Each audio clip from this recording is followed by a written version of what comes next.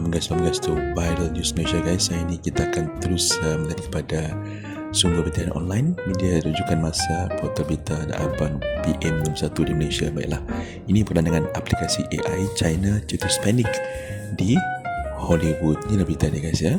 Okey, berita dia. Los Angeles, sebuah aplikasi cerita perbuatan AI baru dari China mencetuskan kebimbangan di kalangan industri perfilman Hollywood. Bukan saja atas kepayaan menciptaannya, malah implikasi besar terhadap industri kreatif Teaser Town. Dibangunkan oleh legasi teknologi sebalik TikTok by TechDance, model AI dikenali sebagai C-Dance 2.0 mampu menghasilkan video bertaraf sinematik lengkap dan kesan bunyi dan dialog hanya daripada beberapa arahan teks saja.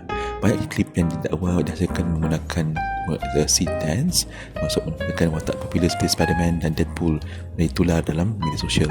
Studio besar seperti Disney dan Paramount laporkan BBC segera menuduh ByteDance melanggar hak cipta, namun kebimbangan terhadap teknologi ini melampau isu perundangan semata-mata. C-Dance lancarkan publicity besar pada tahun 2025 ya, Jun 2025, namun versi kedua yang muncul 8 bulan kemudian mencetuskan badan meluas. Menurut pengarah studio kreatif Video State dan Wilden Blom, untuk kalinya beliau melihat hasil AI yang kelihatan seperti datang terus daripada proses produktif sebenar. Walaupun model AI barat menunjukkan kemajuan dalam pelbagai bidang, macam image quality tinggi, C-Dance tidak berjaya menggabungkan semua elemen iaitu teks, visual dan audio dalam satu sistem. Seperti bisnes AI lain seperti Midjourney dan Sora, C-Dance mampu menghasilkan video daripada arahan teks ringkas. Dalam setengah kes hanya satu arahan sudah cukup untuk menghasilkan video kualiti tinggi daripada PC. Seorang penyidik AI, Margaret Mitchell, laporkan menyebabkan penghubungan berbagai elemen dalam sistem sebagai sesuatu yang sangat mengagumkan. Menariknya, kehebatan C-Dance turut diukur melalui ujian setiap resmi, iaitu sejauh mana ia mampu menghasilkan video pelakon Will Smith sedang makan spaghetti. Saya turut realistik pada video yang memaparkan Smith bertarung dengan raksasa spaghetti untuk menjadi tular dengan kualiti menyerupai filem bajet besar. Walaupun menjaga evolusi dan menghadapi kandungan, C-Dance turut berdepan isu hak cipta yang menjadi cabaran utama dalam era AI. Pakar beri amaran bahawa rancangan AI ini lebih merupakan pada pembangunan teknologi berbanding kepentingan manusia, termasuk penggunaan data tanpa.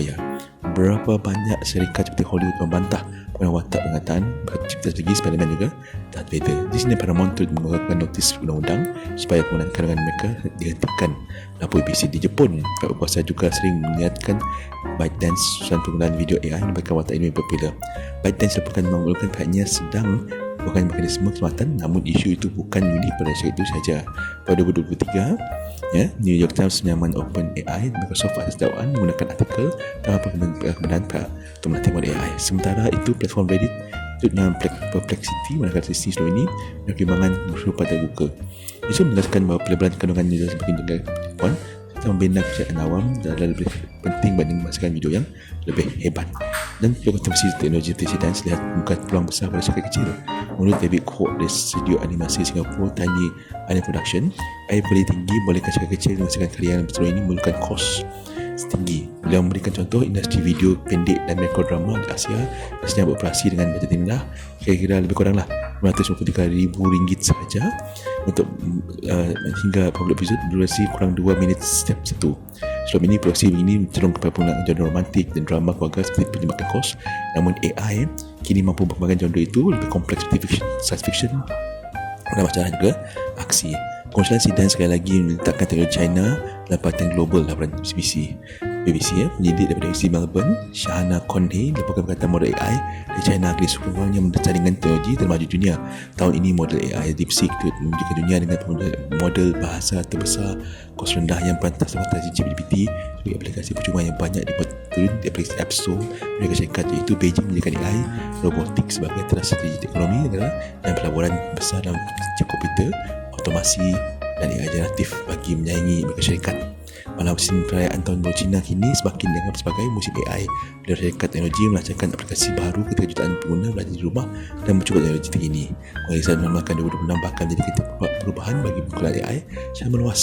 Di China bukan sekadar chatbot tapi juga AI yang merusak interaksi, alat pengkodan dalam pekerjaan harian serta percobaan video menggunakan AI secara rutin itu saja.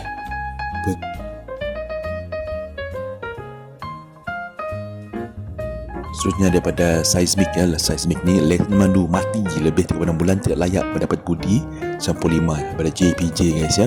Jadi ini Jabatan Pengguna Jalan JPJ mengumumkan pemegang lesen mandu perlu memastikan lesen mereka aktif untuk menerima sumbangan minyak subsidi ya. Pemegang lesen mandu bahasa Malaysia LMM telah tamat tempoh lebih 36 bulan tidak lagi layak untuk menerima subsidi berdasarkan subsidi berdasar budi madani RON 95 budi 95. Yang ini dikongsi dalam laman web laman Facebook JPJ ya. Hanya untuk LMM aktif yang tamat sah lakunya melebihi 36 bulan. LMM yang dikatakan sebagai aktif adalah lesen tamat sah laku tak melebihi 36 bulan dan tarikh akhir paruan sebelumnya, kata JPJ. JPJ juga menyatakan lesen yang layak menerima budi 95 boleh membaharui lesen secara terus tanpa sebarang ujian tambahan. Menurut mereka, tindakan ini penting untuk memastikan layakan terusan untuk menerima subsidi budi 95. Sekiranya mana-mana individu memandu kenderaan motor, lesen memandu yang terpegangnya hendaklah masih berkuasa iaitu belum tamat tempoh, katanya. Jika permohonan pembaharuan lesen tidak boleh dilakukan secara terus, pemegang lesen diwajibkan menjalani semula ujian kompetensi memandu di mana-mana institusi mandu.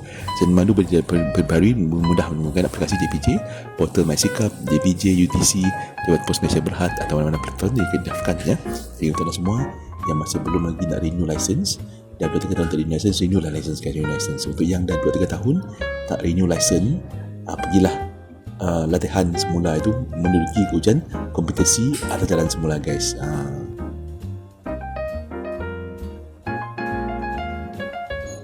Okey, kita mengakhiri ini dengan sales lagi. Walaupun kos pengangkatan hingga 30%, Raja Mamak serap kerugian demi pelanggannya.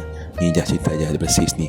Raja Mamak kini mulai merasa tekanan global dengan penambahan kos sebanyak 10 hingga 30%. Kali ini nyatakan oleh Persatuan Pengusaha Restoran Muslim Malaysia Presema Mohsin Abdul Bakar ya.